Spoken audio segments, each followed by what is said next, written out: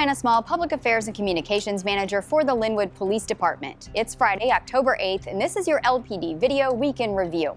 Here's a summary of the most notable incidents your officers responded to over this past week or so.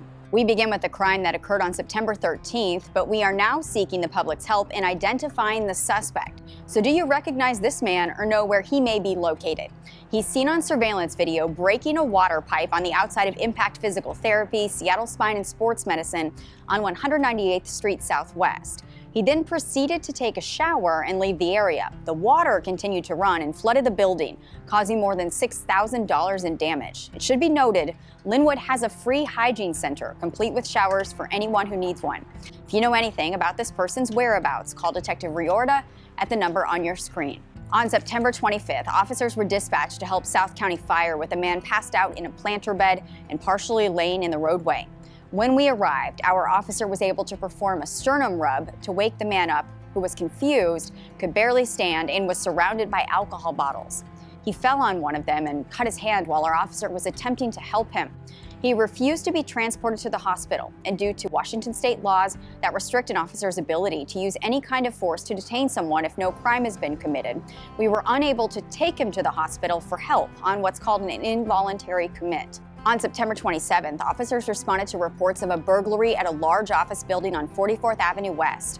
This was at least the second burglary there in just a matter of days. Thieves had apparently pried open a secured door and managed to get into a number of offices and storage units, even breaking through drywall.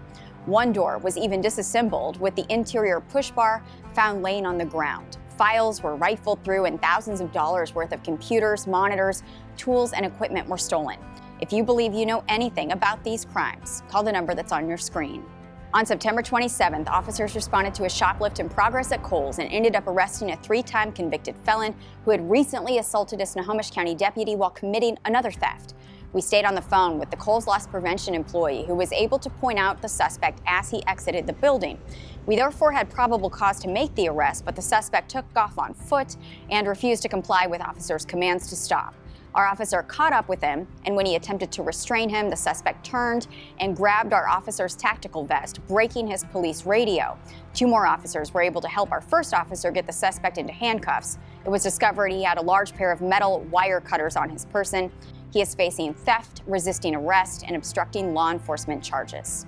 On October 5th, a man was robbed at gunpoint at the Holiday Inn Express on 196th Street Southwest. After winning several $1,000s at the casino in Tulalip, the victim invited a woman he had met there back to his hotel in Lynnwood. He told officers she asked to go get food and drove the pair in her vehicle. When they returned to the hotel, a man approached her vehicle with a gun and demanded the victim's wallet, with all the cash he had just won inside it. He said he feared for his life and handed it over. He then accused the woman of setting him up, and she drove off. The victim could not provide the woman's name.